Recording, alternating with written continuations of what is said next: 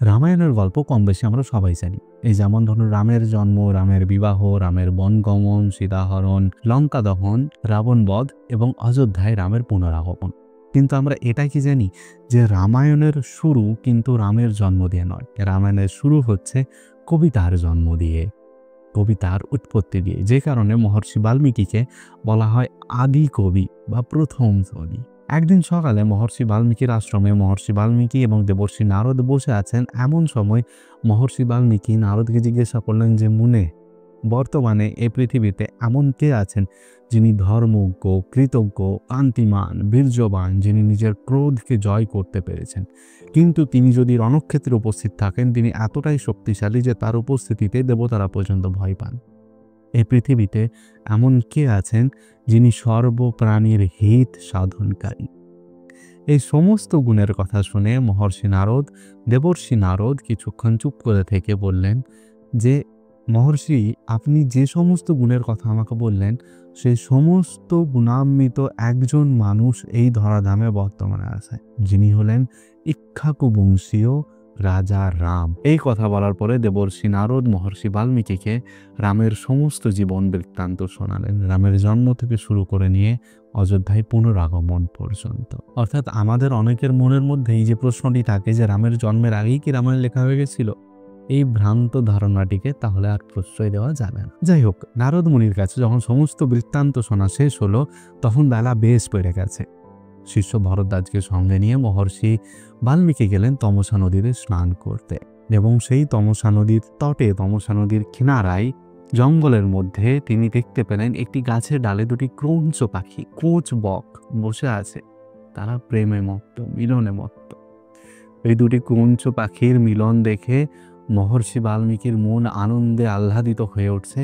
এমন সময় একটি নিষাদ ওই জোড়ের মধ্যে একটি পাখিকে তীরবিদ্ধ করল এবং ওই তীরবিদ্ধ পাখিটি ভূপতিত হয়ে রোদন করতে করতে প্রাণ ত্যাগ করল। নিজের সঙ্গীর এই আকস্মিক মৃত্যুতে ওই নারী পাখিটি ওই জায়গাটির উপরে চক্কর কাটতে কাটতে রোদন করতে লাগলো, কাঁদতে লাগলো। এতক্ষণ যে দুটি পাখির মিলন দেখে মহর্ষি বাল্মীকির মন আনন্দ ভরে উঠছিল, এখন তাদের এই বিরহ যন্ত্রণা দেখে তার মন যেন বিদীর্ণ হয়ে যাচ্ছে। যখন আমাদের পরিচিত কারোর সঙ্গে কেউ কোনো অন্যায় করে, কেউ কোনো খারাপ করে, তখন আমরা বলি না যে, তুই বেটা ওর সঙ্গে এরকম করেছিস, দেখবি তোর কোনোদিন ভালো হবে না, তোর কোনোদিন উন্নতি হবে না, তুই কোনোদিন শান্তিতে থাকতে পারবি না। আমরা বলি তো।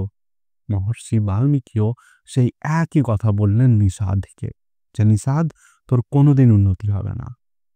মা নিষাদ প্রতিষ্ঠাং তমগম শাশ্বতী সমা যৎ ক্রৌঞ্চ মিথুনাদ একমবধি কামবোহিতম। রে নিষাদ, তোর কোনোদিন প্রতিষ্ঠা হবে না, কোনোদিন উন্নতি হবে না। ওই যে কামমোহিতম দুই ক্রৌঞ্চ পাখি, তার মধ্যে তুই একটিকে মেরে ফেললি। এবং যেই মাত্র মহর্ষি বাল্মীকি এই কথাটি বললেন, তিনি তারপরে তার শিষ্য ভরদ্বাজকে বলছেন যে, ভরদ্বাজ, আমার মুখ দিয়ে কি বেরোলো? এমন সমান অক্ষর বিশিষ্ট, সমান তন্ত্রী লয় ছন্দযুক্ত আমার মুখ দিয়ে কি বেরোলো? শোক বিহ্বল অবস্থায় আমি কি বললাম?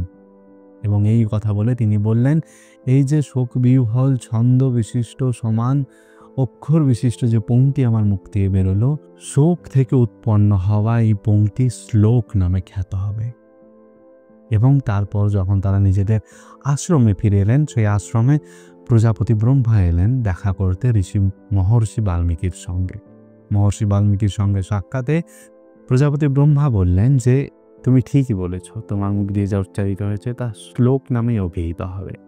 এবং নারদের কাছ থেকে তুমি রামায়ণের যা বৃত্তান্ত শুনেছ সে তো তুমি জানোই, যা তোমার অবিদিত নয়, আমার আশীর্বাদে তুমি তাও জানতে পারবে এবং সেই সমস্ত কিছু তুমি লিখে ফেলো।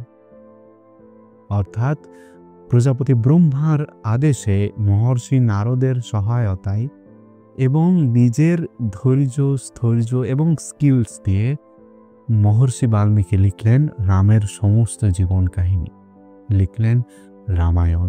এই হলো রামায়ণের শুরুর গল্প, এই হলো কবিতার জন্মের গল্প। পরের এপিসোডে আমরা আলোচনা করব যে বিষ্ণুর এই অবতারের কি প্রয়োজন হয়েছিল, কেন হলো শ্রীরামের জন্ম, এবং কেমন করে হলো শ্রীরামের জন্ম। হয়তো একটি এপিসোডে হবে না, হয়তো 2টো এপিসোড লাগবে, কিন্তু ঠিক আছে, আমরা ধীরে ধীরে রামায়ণের এই সিরিজকে কন্টিনিউ করব। আপনাদের সহযোগিতায় আমার পাথেয়, তাই আমার সঙ্গে থাকবেন, পাশে থাকবেন। দেখা হচ্ছে খুব তাড়াতাড়ি পরবর্তী একটি ভিডিওতে, নতুন একটি আলোচনায়। ততদিন ভালো থাকুন, সুস্থ থাকুন, হাত পা ভাঙাবেন না। নমস্কার।